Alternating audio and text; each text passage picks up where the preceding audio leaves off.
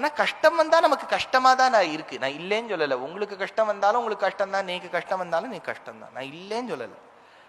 But mature பர்சனுங்கிறவன் யார் தெரியுமோ, அந்த கர்மாவை அப்படியே அக்செப்ட் பண்ணிக்கிறவன் தான். எனக்கு ஏன் இந்த கஷ்டம், நான் அர்ச்சனை பண்ணேனே, நான் அபிஷேகம் பண்ணேனே, 108 பால் கொட்டினேனே, 108 தேங்காய் உடைச்சேனே, 108 தேங்காய் வாங்கி பெருமாள் நம்ம கஷ்டத்தெல்லாம் போக்கிட்டாருன்னா அவர் பெரிய பிஸ்னஸ் மேன் அர்த்தம்.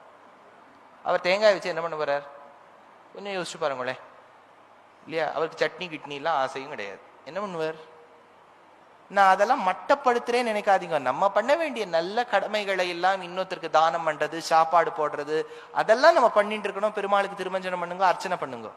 ஆனா இதெல்லாம் பண்ணிட்டா என் கஷ்டமெல்லாம் போகுங்கிற எண்ணத்துல மட்டும் பண்ணாதீங்க. ஏதோ பெருமாள் மேல இருக்கிற ஒரு அன்பு, நம்ம பெருமாளை நம்ம குழந்தையா பாக்குறோம் அப்படிங்கிற அன்புல வேணா பண்ணுங்களே ஒழிய, காலங்கார்த்தால எழுந்து முதல்ல இந்த ராசி பலன் பாக்குறத பிளீஸ் நிறுத்துங்க. நான் யாரையும் தப்பா சொல்றேன்னு நினைக்காதீங்க. நம்ம கடமை கார்த்தாலேருந்து ஆரம்பிக்கிறது, அதை ஒழுங்கா பண்ணுவோம். நம்ம இன்னைக்கு ராசி பலனை பார்த்து இப்படிலாம் நம்ம 100 வருஷத்துக்கு முன்னாடி நம்ம பெரிய வாழ்க்கைலாம் யாராவது தினம் ராசி பலன் நான் சொல்லிட்டு இருந்தா, ஆவா கார்த்தால எழுந்து அம்மி அரைக்கிறது, அது இதை போடுறது, அதை போடுறது, துணி துவைக்கிறது, கணத்துலேயும் ஜலம் எடுக்கிறது, இப்படித்தான் ஆவா வேலையை பார்த்துருந்தோம். கார்த்தால எழுந்து 6லேருந்து 7 கடகராசிக்காரர்களே, மேஷராசிக்காரர்களே தினம் உட்காந்து பலனை பார்த்தா எப்படி?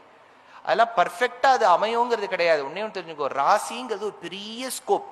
ஒரு ராசிக்குள்ள கிட்டத்தட்ட 2-3 நட்சத்திரங்கள் வரும். அந்த நட்சத்திரங்களை நீங்க எத்தனாவது பாதம்னு தெரியணும், உங்களுக்கு என்ன லக்னம்னு தெரியணும், அப்பெல்லாம் தான் பதில் சொல்ல முடியும். பொதுப்படையா மேஷ ராசிக்காரர்கள், அதுவும் ஏதாவது எந்த ராசிக்குமே அவர் கெடுதலாவே சொல்ல மாட்டார். சொல்றவரும் பார்த்தேன்னா சாமர்த்தியமா சொல்லிடுவார். கஷ்டம் வரா மாதிரி வந்து விலகி போய்விடும், பச்சையை போட்டுக்குங்கோ, சேப்பை போட்டுக்குங்கோ, 7 உங்களுடைய அதிர்ஷ்ட எண். இதெல்லாம் எப்படி சொல்றானே நேக்கும் தெரியல. நானும் அவளெல்லாம் கேட்டா எனக்கு எல்லாம் கண்ணாபின்னு மீள் எழுதிடுறா. யூ டோன்ட், நீ எல்லாம் உபன்யாசத்துல சொல்லி எங்க பொழைப்பையே கிடைக்கிறீ சுவாமி அப்படின்னு என்னை போட்டு திட்டுறேன். ஆனா வியாசபீட்டத்துல உட்காந்துன்னு நான் பொய்ய சொன்னா எனக்கு அடுத்த உபன்யாசம் இல்லாமையே போயிடும். அதனால நான் சொல்றேன், கோவிலுக்கு வரோமா, பெருமாளுடைய வடிவழக சேவிச்சோமா, பிரதட்சிணம் பண்ணோமா, 2 ஸ்தோத்திரம் சொன்னோமா, 2 பாடினோமாங்கிற அந்த எண்ணம் இருக்கணுமே ஒழிய, அவர் சொல்லியிருக்காரு இந்த இடத்துல 108 தேங்காய் உடைச்சா அப்படியே குழந்தை பிறந்துருமா, அது பிறந்துருமா, இது பிராயஷ்சித்தம் ஓரளவுக்குத்தான் பண்ண முடியும்.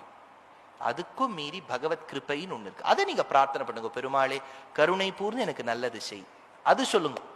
ஆனா இது பண்ணிட்டா அது, அது பண்ணிட்டா அதுன்னு வச்சுக்காதீங்க. சார் அப்படின்னா என்ன சார் பண்றது அப்படின்னு கேட்டா, வாழ்க்கையை accept the way it is.